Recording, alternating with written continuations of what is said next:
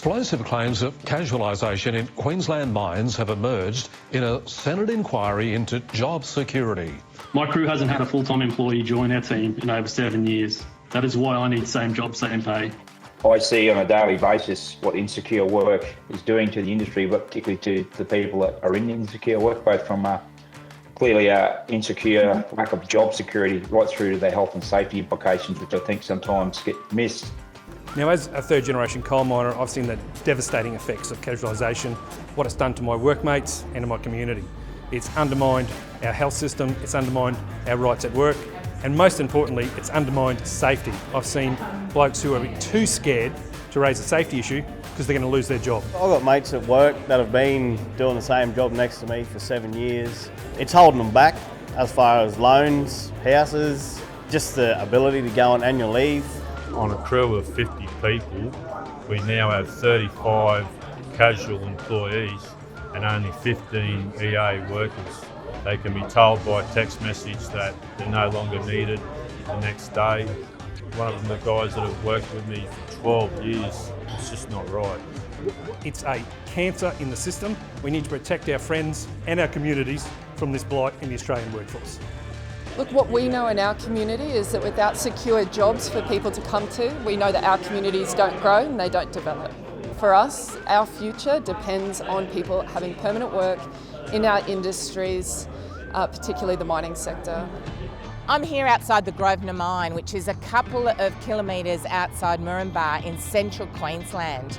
And we're here today talking about what it means to have a secure job, because the workers inside here are all labour hire workers.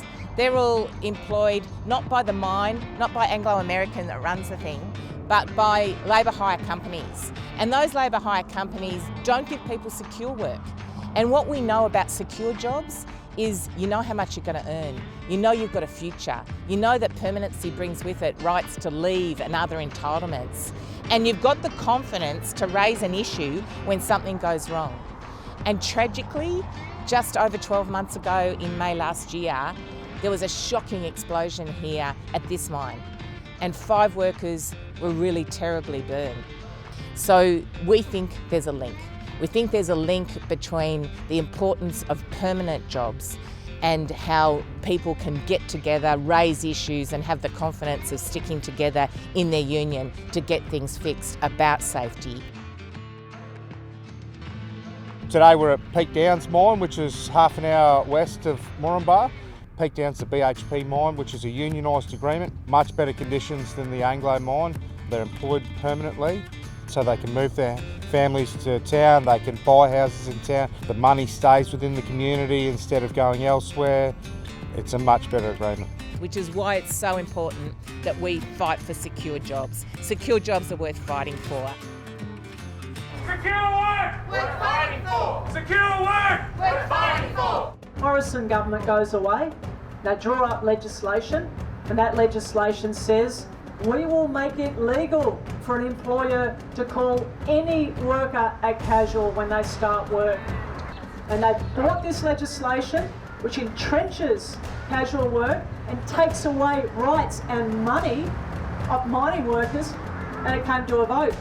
What do you reckon this bloke in here did? Did he stand up for mine workers?